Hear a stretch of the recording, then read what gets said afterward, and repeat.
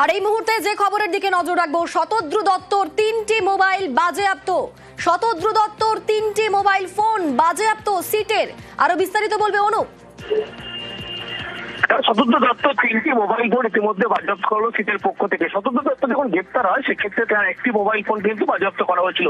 সেই mobile phone থেকে একাধিক তথ্য কিন্তু সংগ্রহ যেমন করা হয়েছিল, পরবর্তীতে তাকে জিজ্ঞাসাবাদে আরো দুটি কিন্তু মোবাইল ফোন তার আছে এবং এই ইভেন্টের কাজে ব্যবহার করা হয়েছিল এই তথ্য পায়।